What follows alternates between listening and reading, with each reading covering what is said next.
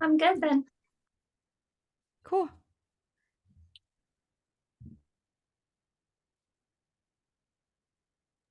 Hi, everybody. Welcome back to the How We Got Here podcast. Today, Kristen and I are so excited to welcome a new friend, a new colleague, and really just somebody we're really excited to get to know in this space, Corrine Kopp. Corrine, please feel free to introduce yourself to folks and let us know where you're coming to us from. Hi, everyone.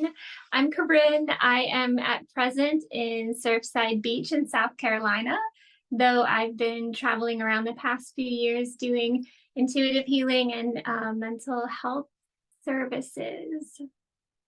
That's so cool. Like one of the things that really attracted me to just you in general is the idea that being very aware of our intuition, like what power that has over us. I feel like, I don't know if you feel this way, Corinne, like, I'd love to hear your feedback on this, but I feel like there's so much in today's world that can block us from listening to our intuition or like talking us out of like what we feel. Like, what does that mean for you? Like, it sounds like it's a very combative world. When you're like, hey guys, let's slow down here. Yeah, for sure. You actually included a few different questions in one, so I want to definitely make sure to address all of them because they're really relevant points. The world is, I'm pretty certain, strategically organized so that we disconnect from our intuition. Because when we're connected to it, we're very different humans and we're propelled more by our creativity, our internal motivation, our sense of what's sacred and what we love and what we enjoy. Whereas the outside world, and oftentimes many well meaning people in our circles and our families, our friends, try to get us oriented more toward what is external of success and achievement and physical things. But so many of us know, and so many in the mental health world know, that when you do that for so long, it's empty. There's no substance. It doesn't feel rewarding. You reach that goal, you reach the achievement that society says is so wonderful, but the feeling of satisfaction doesn't stick around. And what I've talked about with clients so long over the years, and even in intuitive work, but also from the mental health therapy standpoint, when I was working in traditional therapy, was always about tuning in, not looking externally, because so much of that assists in mental illness and assists in maintaining and creating mental illness when we're not really validating ourselves, tuning into our own intuition and following what is genuine for us. Does that make sense? Absolutely. I really stuck with what you said about achievement. I am a very upfront, honest. I'm a recovering perfectionist. I struggled in childhood with that. So achievement was always front and center for me and was like the carrot dangling in front of me. I know as an adult, I've moved past a lot of those unhealthy tendencies, but really just want to highlight that and appreciate that.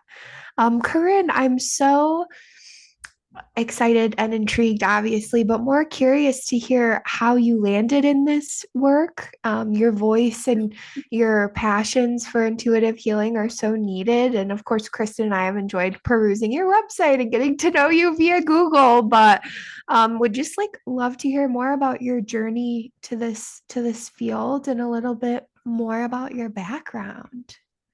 Definitely, because it's all obviously connected to intuition.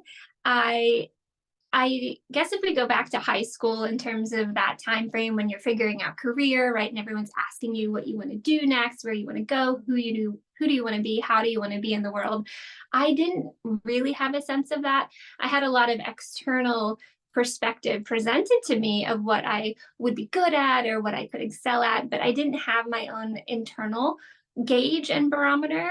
And the expectation at the time was that I go to college, like so many people in my generation, and continuing, the expectation is that continuing education really is required So I was sent that direction, although I knew within my gut it didn't really feel right. And that was the first time I remember that sense of intuition and knowing, one, that I couldn't listen to it, but also two, not knowing that I was really needing to be staunch about listening to it. So looking back, that time frame was really significant for me in terms of a very pivotal point that I now recognize shifted things for me in my life. I went to college and I took as long as I could to declare my major, but ultimately wanted to understand myself more. In high school, I got very sick and I understood that what I was dealing with was mental illness. And the next thing that I understood about that in class was that it had no cure. And when I had those two recognitions in one swoop, it was validating and incredibly heartbreaking that I knew what was wrong with me and it was a lifelong diagnosis. And I needed to understand myself more. So I went into psychology. I had a minor in women's studies, and I also studied Spanish in college, really made the most out of it. But I only learned further that there was no way out from these lifelong sentences. And it was incredibly difficult for me to consider coping, managing, somehow maintaining my symptoms and hoping that they were fewer rather than more over the rest of my life, because that was all that was talked about at the time, and still primarily is. You don't hear many people talk about being recovered from mental illness. You might hear people talk about being in recovery, but that's a very different thing in my perspective. Either way, you graduate with a bachelor's in psychology, and everyone tells you you can't do anything unless you go on to further education. So I went into graduate school. My graduate training was in Master of Social Work with a clinical concentration for doing individual and family counseling. In school, I knew 2 weeks into my graduate program that I didn't want to be there. I could feel it, but I felt like I was cornered. I didn't have any other options, again, because that's what you hear from the external world. I got out, had my master's, passed my clinical exams, got my clinical level of licensure, was working through inpatient, day treatment, intensive outpatient, and finally ended after over a decade in mental health services with my own private practice. And this is where things started to get a lot more interesting, because when I was in private practice, I was also doing training in yoga, meditation, and Reiki and energy healing, because it felt like there had to be something more. I had been in mental health therapy for so long and had worked with so many different providers to help to get myself stable, where I was at a place where I could work with clients, but it still felt like something was lacking. And when I got into yoga and meditation and Reiki and really looked inside instead of analyzing, I turned more to feeling, toward connecting with my body and yoga, toward letting my thoughts just release in meditation, to understanding the feeling in my body instead of just the emotion through energy work. Everything shifted. I started bringing all of those concepts into my practice and helping my clients tune into their feeling, tune into their body, tune into their gut sense of things. And suddenly everything was different. They were getting all of these kind of easy guidance, easy messages, easy input from themselves, which in my mind is the ultimate aim for any service in helping people, is that you or I help guide people toward their own answers. We all have them. We all know our own answers. We might need to uncover it a little bit, but that really sent me more into what I call intuitive work, which intuitive can be kind of a vague and strange word for some people, but ultimately it's listening to the language of the body, which is feeling and how your body feels, not how the mind interprets it, but that gut sense, right? We all understand it from that aspect, and helping individuals connect with that. When I started incorporating more of that into my practice, I recognized that I appreciated more working in the intuitive, the energy healing, the meditation and yoga capacities than I did in just talk therapy. And so I switched my practice upside down. I made healing my primary focus. And unlike a number of healers that exist out there, most of them are not trained in mental health therapy. So I get a large amount of clients who want that more esoteric, kind of mystical, intuitive work, but they want someone also who has the capacity to hold and to understand the depths that can be mental illness or mental health recovery and things like that. So my practice is very eclectic now, but ultimately it's my intuition that had gotten me here. And I recognize too, to go back to my initial point of when I didn't want to go to college, that that pivotal point really helped me become a well-rounded person, a well-rounded provider that I wouldn't have had if I didn't dive into the depths of all of that and really work first on understanding myself. Did you see a difference between like your clients when you were just doing, in the beginning of your practice, like just, doing the whole like sort of like therapizing, like, what most people think of being in a room with a therapist is, like that versus, yoga, meditation, like being with those people, looking more towards healing. Like, did you see like different outcomes that sort of, I guess, like confirmed your intuition, your own intuition of like, yes, like this is where I'm supposed to be? Like, was there like a moment for you? I can't say there was exactly like one moment that stands out, but I will say that for my clients, the difference was most significant. And for that, that was what was confirming for me, because they felt so much more, I guess the best word would be empowered in that dynamic of continual redirection back around to them, which ideally is how therapy normally functions, right? The therapist isn't giving advice, they're not giving guidance, they're giving those pointed questions that you have to consider and uncover for yourself. But when I could sit with clients in panic attacks, right? Not just like anxiety, like panic level anxiety, and help them to tune into themselves, into the body, out of the mind, and shift it in a matter of moments. It really was so inspiring to me that I could give them the tools in a very easy and simple way that they felt like they could manage their energy, they could manage their emotion, they could manage their thoughts more independently than with needing constant oversight and constant regulation. It felt more to them that they were finding, I guess the best word would be a cure than maintenance. Does that make sense? I hear what you're saying. Like they're tuning in somatically rather than psychologically in hopes of, I just hesitate to use the word cure on my end as a fellow almost clinician. I'm one semester short of being a clinician. I hesitate to use cure, but they're looking for a solution. I guess we could use the word solution. Is that sounding correct? Am I understanding that correctly? Right. Yeah.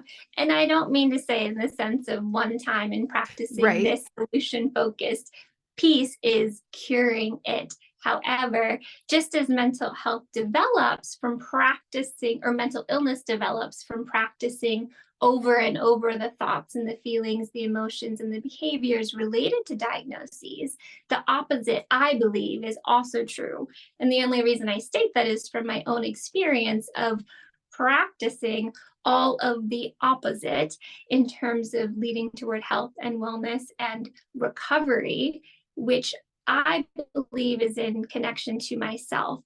I believe that recovery from mental illness is possible when we reconnect to who and how we actually are. When we're disconnected from that, the mind is still very disordered, very disoriented, very immersed in difficulty and illness and pain and confusion, because the body, ultimately the heart, the center of feeling, the center of our being, needs to be in charge.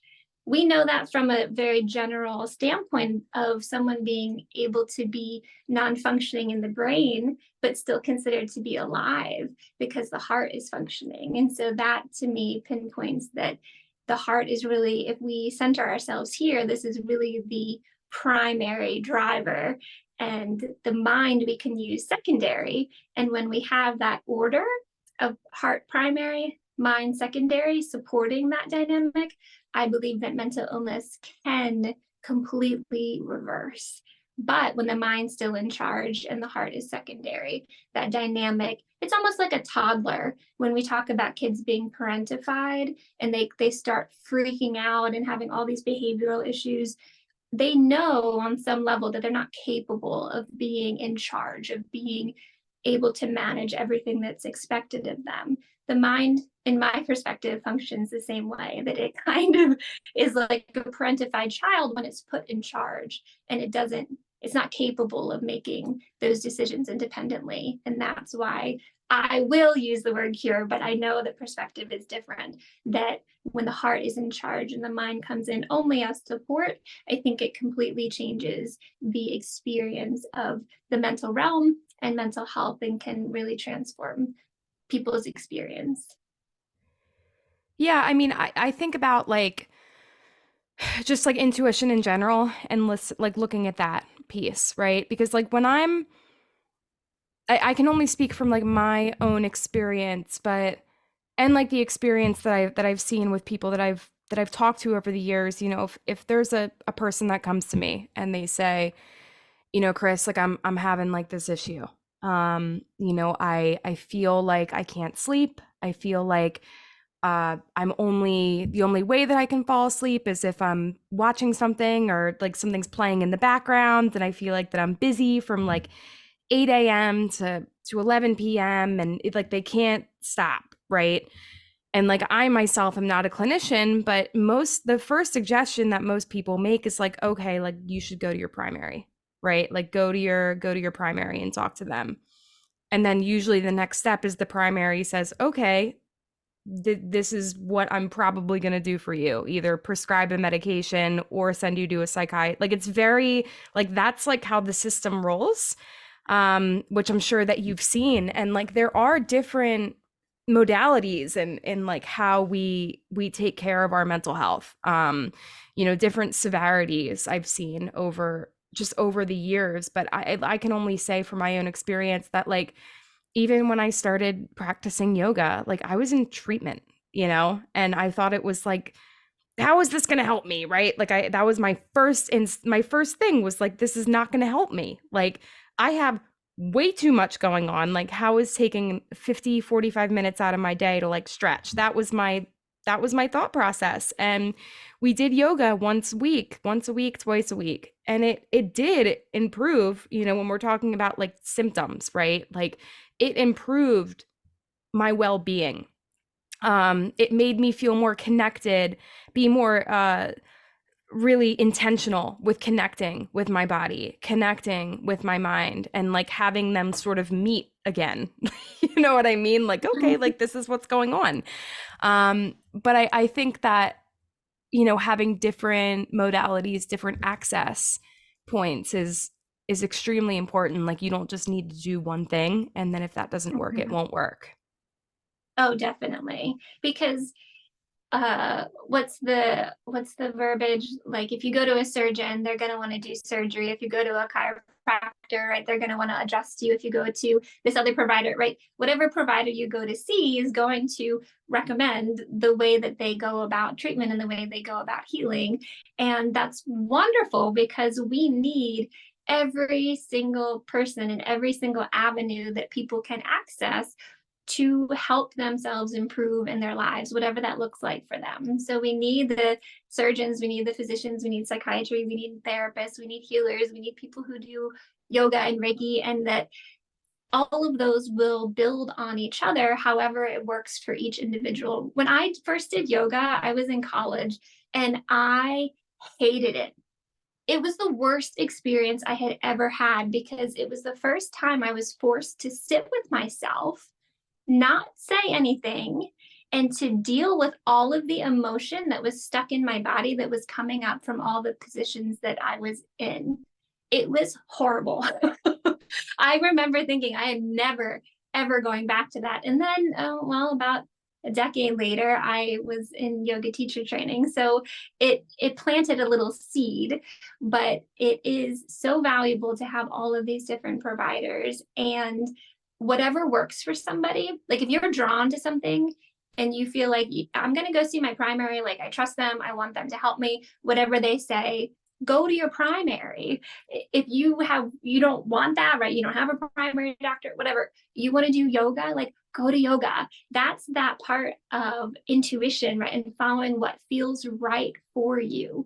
Because I'll tell you, for me, but this is based on my experience, and it all that matters is what it is that resonates for you, of what that path looks like. Because none of us have the same path. None of us have the same outcomes. None of us have the same purpose for anything, even if it looks about the same. So it's all about that individualness and accessing and approaching what is feeling best for you. I really appreciate, Corinne, that you acknowledge like a medical model, so to speak, of approaching things. Obviously, that's so important, but I feel like as our society progresses in all aspects, the medical model of doing things in terms of treating your mental health and mental illness is not, in my opinion, where we're at as like a society.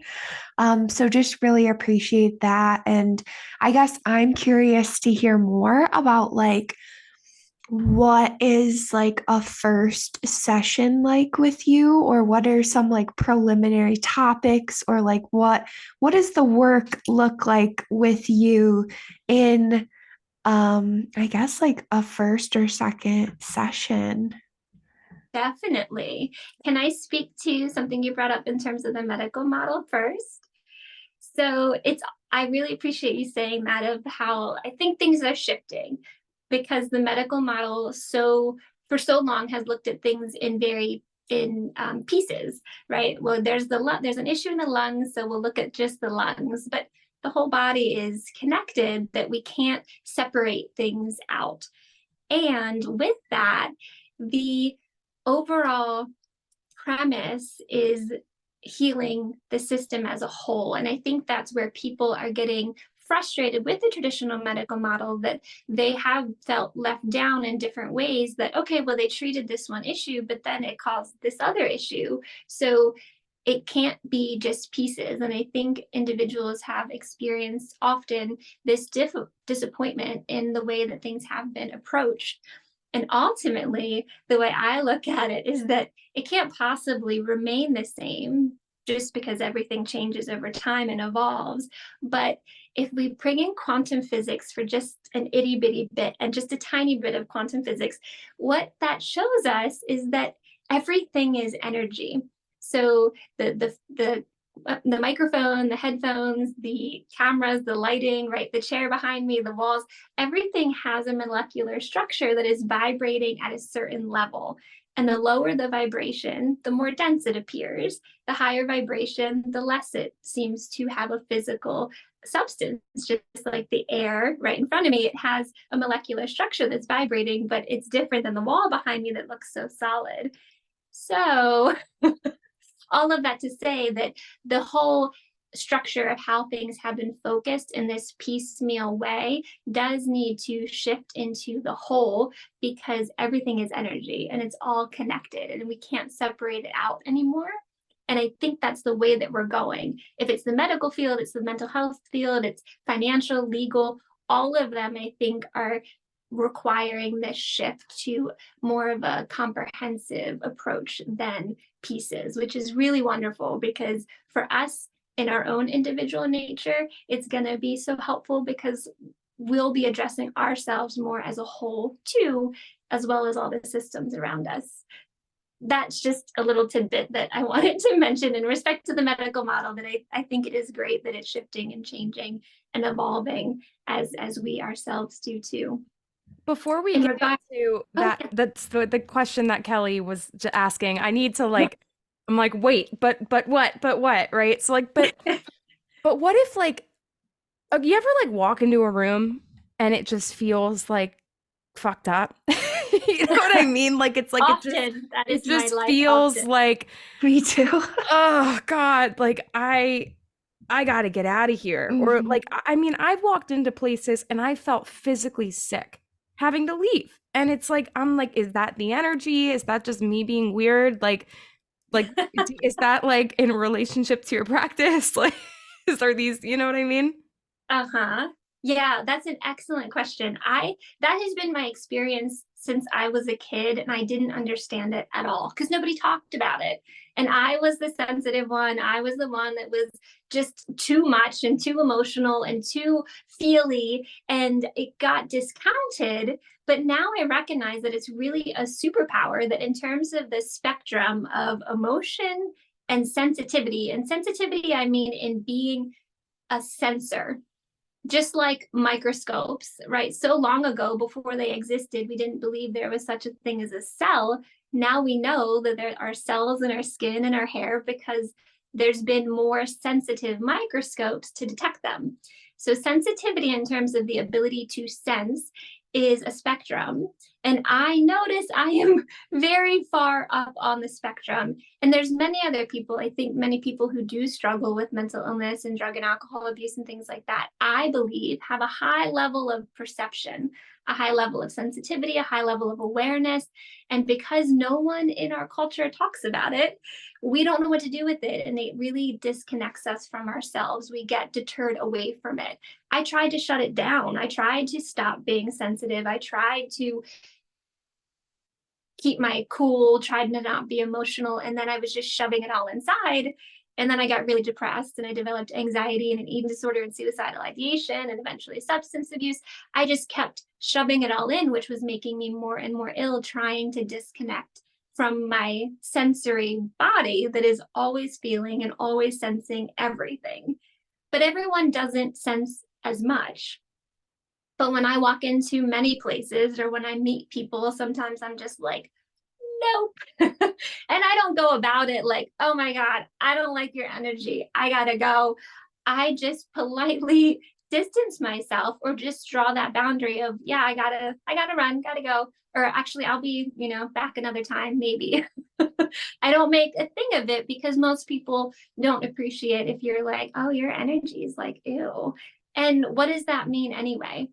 It doesn't mean, most people think if something feels ew and really gross, that it's dark and it's bad, which is not necessarily true. The majority of the time, I encourage people only to evaluate it as a no for you. So if something doesn't feel good, it doesn't feel right, some connection doesn't feel right, it's a no for you right now. It could change next week. It could be different 3 months from now, 3 years from now. It could shift, but if it feels like no, or you want to back away, that it's a no for you, like two opposing magnets. And that's it. You don't need to evaluate. You don't need to read more into it. You don't need to understand it more than that. But that is a really important piece to recognize and to honor for yourself, even if it doesn't make logical sense. That's the part where intuition's a little bit tricky, where, your friends might be like, what's wrong with you? Like, let's just go in, like, you know what? Like, I'll meet you guys after. I'm just going to take a walk and then I'll see you when you come out. Like, just not feeling it. And it's not personal. It's not that they shouldn't be doing it because you don't feel like it. It's just that the energy is different for you, and that's okay. So I'm really grateful that you brought that up because it is a nuanced thing that's different for everyone, and honoring it will help you to trust yourself more. I would assume it would make you feel just generally better. Like, not forcing yourself in a situation or to hang out with a specific person just because everybody else is. But I am also really interested in, sorry, Kelly, I'm really No, interested.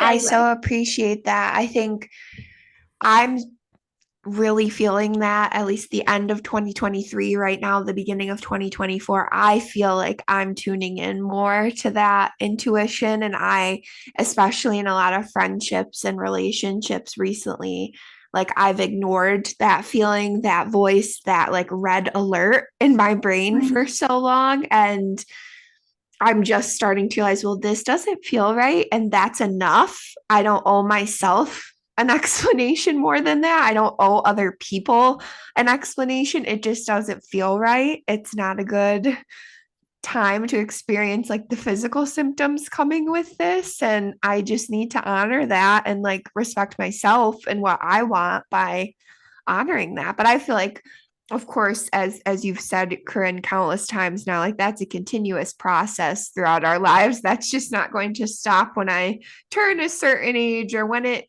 is, fall this year. But no, I so appreciate you both like amplifying that. I feel like I'm definitely experiencing that and kind of weeding out, I guess, friendships and relationships based on that. But yeah, not I don't want to shut this wonderful like topic of conversation down with my question, but No, also I want to know. yeah, Like, I'm what like is it? really excited like what to hear what it looks like in a session or a week with you, Yeah. Corinne.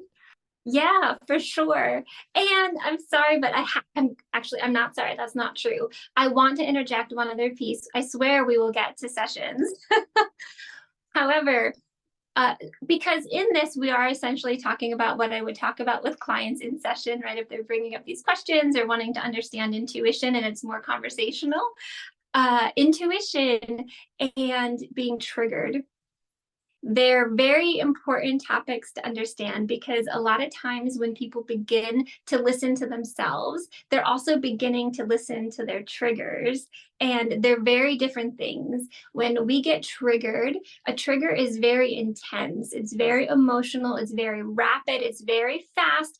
And it goes 0 to 60 that you need to do something. You need to do something now. This is wrong. You got to get out of here. And not that intuition can't come in like that if there is a significant threat, right? Like if you're on the street and a car is careening and you have your headphones on, you might feel that same like move, kind of high alert. But a lot of times when there's intense emotionality with it, where you're livid or you're completely paranoid or you're so fearful, that is not intuition. Intuition speaks very softly, it's very gentle, it's very neutral. There is no emotionality usually with it. It's not good, it's not bad, it just is. And that is oftentimes a trial and error experience that as people begin to tune in more to the body, they're going to feel all of the things that they've avoided. And that's okay. Let them come up, let them go. But learning to speak or learning to listen to that voice of the intuition or your gut or your heart, it's more nuanced and it's not so emotional. It's not so intense. It's not so heavy. It's not threatening. It's very calm. And those are the two that it often is just a little bit of a learning curve very naturally. We all listened to intuition when we were young. We went about things intuitively as we felt guided, as we wanted to. We started playing or we stopped, and it just was in the flow. It's only reconnecting to that. It's not this whole big, huge, hard process when we tune in. And I wanted just to differentiate that initially and say that if you are working on differentiating intuition versus other feeling in the body, those are good barometers to follow of the intensity versus kind of the neutrality and starting to sense that. And it really is not such a big thing. You will get it very quickly. It's very innate in us to listen to and follow how we feel. But sometimes all of that stored stuff just needs to come out. Yeah, I mean, they teach like a lot of like I'm in recovery from substance use and a whole lot of other things, but I go to like meetings, right? So meetings are like helpful for me, and that's always what's worked for me. And they always say there's that little voice that you listen to. And like I call it like the universe talking to me. Like I guess that would be my intuition because it's like a little tiny voice and it's just very matter of fact and it's like, hey, you should go do this thing. And sometimes I'll ignore it and be like, I got other shit that I need to do today. I'm not gonna sit down and write. Like I have to leave. And then I miss my opportunity. And then there are other times where it's like, you should take these 10 minutes to like meditate. And then I do it and I'm like, thank God. Like I very much needed that because it brings me to a different place. So Yeah. I'm glad that you made the differentiation. And listening sometimes is, it sounds like such a cakewalk. Like it sounds so lovely, like, oh, I listen to my intuition and I follow it, and it sounds so wonderful. But a lot of times our intuition is what is pushing us to grow, pushing us outside of our comfort zone, and encouraging us to do things that will help us in the long run. Like you were saying, right? Like it might push you to write and sit and be peaceful and creative. It might push you to sit and meditate, which when we have all these other things going on, it feels irrelevant or unhelpful. But it might be the biggest step you can take for yourself in that moment of taking care of you or tuning in more with you. And so sometimes it is an uncomfortable thing of what's being asked from an intuitive standpoint. For me, I recognize sometimes when I just want to keep going, I've got things I got to get done, I got to keep moving. I'll hear that, like, just sit down, relax, put your phone down and close your eyes. And I have other things to do. I'm busy. But when I do it, even though I had that initial resistance, I'm noticing like, oh my gosh, I can do something in a much more effective way, or I can be much more efficient, or I hadn't sent that one email, right? Like it kind of is those shower moments or those driving moments that when things pop into mind, that the universe, if you want to use that language, or you want to use your gut or your intuition or your heart or your energy, whatever, guides you toward in those moments when we do listen. It's never going to guide you though into things where you're going to be in harm's way. It doesn't guide you to drink alcohol. It doesn't guide you to be promiscuous, right? It doesn't guide you outside of things that are healthy and good for you and usually everyone around you. That's one of the other pieces that people are like, oh, my intuition guided me. I went out and was smoking pot all night. Like, no, that's not gonna be lined up. But that's another part of learning sometimes for people that I thought it was my intuition and then that went really poorly. Like, okay, maybe it wasn't, and kind of teasing into what the differentiation is. Because for some people, it'll almost feel like a thought in your head, right? Or you almost hear a thought in your head. For me, I can feel it. I can feel this feeling in my gut, in my stomach of moving forward or moving away from. For other people, it can be like this sensation of like heat or cold. It's different of how our intuition talks. And that's one of the things with yoga or meditation that as you tune into more to the body, you can have a better understanding of too. So if I were a client, my first time in your office, great segue. what would I expect? Excellent question. I was waiting for you both to ask. First time, there's a few different options that people have in working with me. Primarily, if it's a first session for me with someone, I will guide them toward doing a 90-minute session. And this is intuitive healing and clearing and reading in combination with the underlying mental health training that I have, to pull that in and pull in the education and the support when things might get a little tough. But in general, when people come in to see me, they can come in person. If you happen to be in South Carolina, I work out of a Himalayan salt room. If you know the Himalayan salt caves, they seem to be growing in popularity, but it's amazing that you can sit in between walls and on salt floors. The energy is just totally this whole other experience.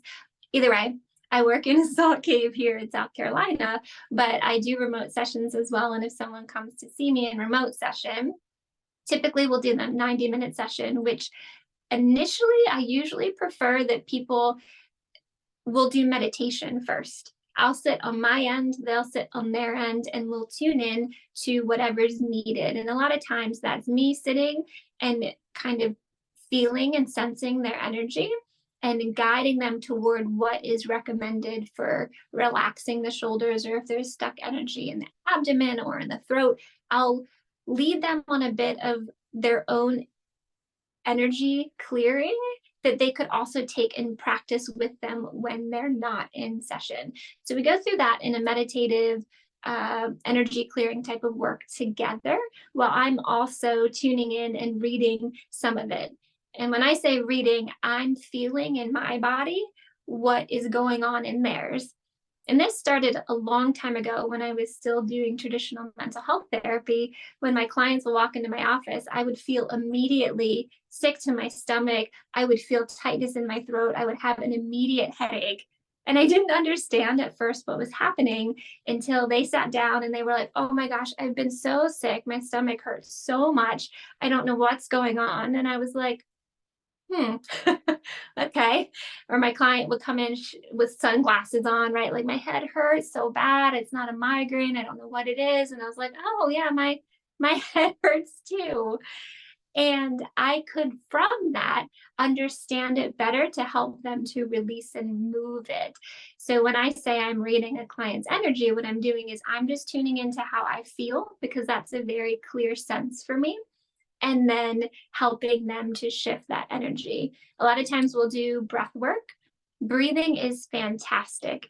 In its natural state, which is calm and deep, it's most closely linked to our natural state of being, which is very peaceful and deep. So because it's so light, we can easily shift energy in the body. And a lot of times, most people only breathe up here. And that's also going to activate the parasympathetic system, the stress response. When we naturally shift it lower into the gut, into the low abdomen, it can shift energy pretty quickly. So the breath is one thing that we often neglect, but is really important to focus on. So most of the time, we're going to do some type of breathing based on what I'm sensing and feeling in my body. And based on what I'm reading, then after we clear some of that out, we do meditation. We help them understand maybe some points that they can take home, ways that they can work on it individually. I'm going to bring in my therapy training with my intuitive hits, my intuitive impressions, and put them together. Because if there's lumps in their throat, it likely is connected to not speaking up, to not standing up for themselves, to not being in their power. If it's connected to the abdomen, we're going to want to work on confidence and using the voice to express themselves. And all of that pairs together, usually with mental health pieces of ways that they're abandoning themselves or not taking care of themselves, or trauma in the past that has impacted them to this point. So it all comes together, but no session is ever the same. So if I work with somebody, and I've worked with a few clients over a few years now, not weekly, they've backed off from weekly, but regardless of the length of time, no session looks the same, because each time it's me tuning in and evaluating what the client needs. But eventually, when I have worked with people very long, even some of them short, depending on where they're at, I have them guide it more. I'll tune in, I'll have my own little impressions of what's needed, but ask them, and a lot of times they'll start to line up, which tells me that they're tuned into themselves. They're knowing what they need. They have a really clear sense of things, and it's going to be pretty soon where they won't need to work with me anymore, right? They've kind of got it situated where they have the understanding of themselves. And that's my ultimate goal. When I say that, sometimes people think it's so funny, but I did as a mental health therapist too. I wanted to work myself out of a job. Ideally, my clients do not need to work with me very long term. Ideally, they're able to tune into themselves, clear their own energy, manage what's coming up, and be back on their feet and feel grounded and centered without my part in that. So that is my hope for all of my clients that I work with. But each session is different because it's intuitively guided, and really just like therapy, what's needed in the moment, what's needed for that session. I think that's what it's all about, though, as a clinician, is just at the end of the day meeting them where they are and hoping that you can guide them to initiate change or peace or comfort or whatever they're seeking out of, mental health services and counseling and intuitive healing. And I really am inspired by that reminder of I hope you're not here for long, but while we're spending time together, I hope you get as much as you can out of our time together, working on you as a client. Um, yeah, that's just wonderful. I'm taking a course in motivational interviewing right now as like my Mhm. elective, and a lot of what you're saying just reminds me of a lot of the components of motivational interviewing and just like person-centered care in general. But I won't Yeah, nerd out too much. This isn't class. I don't mean to sound like a discussion board post, but it is very yeah, good. So yeah, absolutely.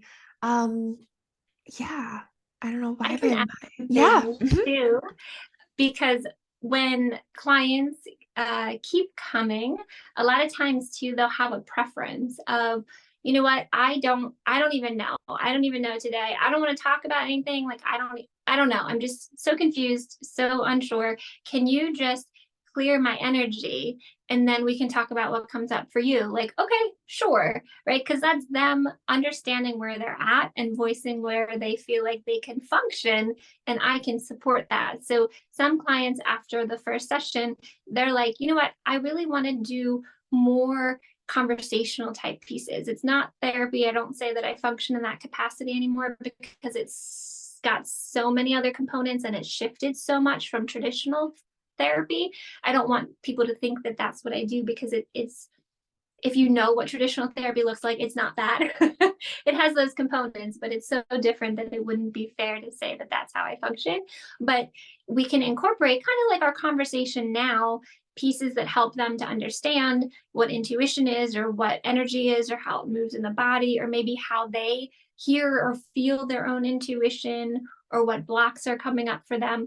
A lot of sessions can be very verbal, and in that, if they prefer, just like in our conversation now, I could be also clearing energy as we're having the conversation. So when I say that I do energy work, a lot of times people think they're like on a massage table and they're listening to this lovely music, which can be, well, in the salt room, they're on a salt floor, but typically they can be on a table. However, I can also function in the capacity where it's conversational and I'm moving what I'm feeling even without them just laying down. So a lot of times clients too will dictate what it is that they prefer or how they like to engage in sessions, and that's also perfectly fine. I don't have this staunch position on it. I want them ultimately to understand and know what they need, and then I can augment and supplement that as needed, but I would prefer that they dictate that, and they take the ball with it. Well, it's a really unique role that you're in. Like I haven't quite met somebody like you, which is incredible.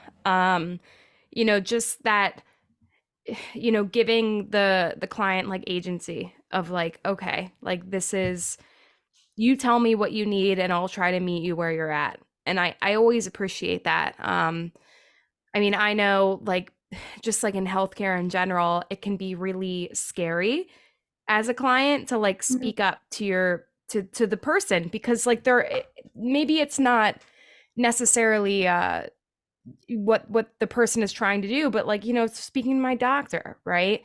Like I get Mhm. nervous sometimes. I'm like, oh, like I don't know if I can like say that this is what I need. And Yeah. sometimes I have in the past where I'm like, this is what I need, and they're like, nope, and I'm like, okay. I guess I don't need that. um Mhm. Without like any type of like further discussion. So there can be like a really strange power dynamic, and Yes. being a young woman too, like I feel like that as well. But it's really nice that, I could imagine if I walked into a salt room, I would be like, okay, like this is cool. Like I feel like I'm okay here. Are there like more people like you out here in the world? I was just gonna ask, like, is there, not to get all professional, but some sort of like group, whether you all keep in touch via email, or where are all of you wonderful folks like interconnected in your kind of like casual network of healing? Yeah. Well, I will tell you that the combination of healing and mental health therapy training is not the most um, prolific profession just yet.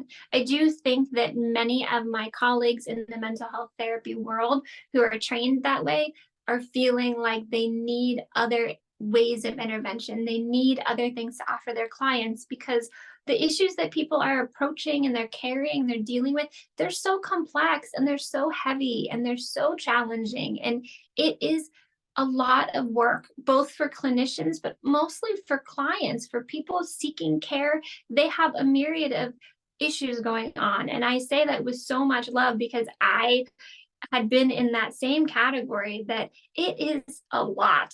And the more that we can combine, just like we were talking about the medical model shifting and being more comprehensive, the more I think that we can bring together, the better. There is an association called, and I want to get it right, the Association of Energy Psychology. I think that is accurate, where there are providers, many trained in mental health therapy traditionally, but also then energy. And there is a scope of practice in psychology called energy psychology. That's not where I formally have been trained, but that's probably the best intersection of those two worlds that exist in traditional education and training, which is really cool. However, I don't know of any other facets where these worlds combine. There's a lot of providers, a lot of teachers in the world of energy, in the world of spirituality or healing, whatever you want to call it, that have mental health therapy training and that work in very energetic or meditative or yogic capacities now. So there's a few examples that are out there, but I do think that it is an opportunity for growth in the field there, that a lot more providers will pop up that are trained in both modalities and really bridging the gap between such Western way of approaching things, and then I would call it Eastern, right? I would call the other approaches that I do very Eastern, with more like Chinese medicine influence, right? Yogic influence. Meditation's been around so long, but not so much in our country. So I think there's going to be a lot more providers that are bridging the gap. But right now we seem to be a little bit like Bigfoot, that, oh my gosh, there's one, and we're not so comprehensive. But I do imagine that that'll start to change. I'm excited to see it change. And I know, like, in mental health services in general, there's such a movement towards evidence-based practices. And of course, Kristen is like the little investigator while you're speaking and set a link of what you're referring to. So I had something to look at. Thank you, Kristen. I literally looked at like what a salt room was, and I was like, oh wow, like this It's is just like wonderful to have, like, all, like you said earlier, any and all opportunities for a client to choose what they need to heal and to do the work. And just taking a glance at this like website on energy psychology and everything that's interwoven, it just looks phenomenal. And I'm excited to hear more about this. But yeah, Corinne, as we kind of like end our time together, I just want to ask, like, where folks can follow you, where they can stay in touch with you, if you have any new or exciting projects, or anything like speaking appearances, other podcasts, anywhere that folks can stay up to date with you and your work and all of the wonderful things you're doing. The primary, I mean, I know you both already spoke to my website, but that's often where things get posted and put of what's upcoming, where I might be speaking and what might be happening in that realm. I do have older speaking engagements on there, but there will be newer ones added. This podcast obviously will go up there as well. I am on Instagram and I am on Facebook. It's the same with just Corrine Kopp. You can find me in both of those as well, which is usually professional, energetic, esoteric, healing type of posts. It's not so much my personal pages really much at all. And I wanted to add in one other point with what Kristen had said. Let me see if it comes back. And because it was bridging this also. was it with like social media, or not social media, but we were talking about like something along the lines of like how we live in a world where being intuitive isn't necessarily, you know, it doesn't provoke us to look inward. There was that, and then there was, I don't remember. There is so much good stuff. I don't know. It's not coming back, so it must not need to be Yeah, it presented wasn't right meant now. to be. But yeah, CorrineKopp.com has most of the information, has information on my sessions, where you can find me, what's upcoming, and you can subscribe there to my newsletter too, which goes out usually not too often. Right now it's about quarterly, so that's also an option for people to stay in tune. Do you take virtual clients, or is it just in person and in state, or like how does that work for you? I have one of my clients right now is in Colombia in South America, and another one in India, and they are from the States, but they travel and that's where they're at. So I see clients all over, and we may do virtual like video sessions, but sometimes we don't even need that. I don't have all the technology involved. We'll be on the phone after meditation and tune in then to what was coming up and what was happening. So I see people all over, and I have probably more remote clients than I do in person, just because a lot of the people that I tend to see find me from a distance, which is perfectly fine. But when I do travel, which I do often, that's also something that comes up in my newsletter, because when I am in different places, sometimes people will come find me when I'm in their area and work together in person, which is really cool. Oh, that is so That's wonderful. wonderful. Yeah, thank you so much for just sharing a little bit about yourself, Corinne. It's been a pleasure to be able to get to know you, and for our listeners to get to know you too. So thank you. Yes, thank you so much for having me. It's been a lot of fun. Thank you, Corinne. We'll be in touch, but folks, please give Corinne a follow and check out her website. We'll link it in the bio. And thanks for listening this week. Cool. Fabulous. Corinne, you were Awesome. fantastic.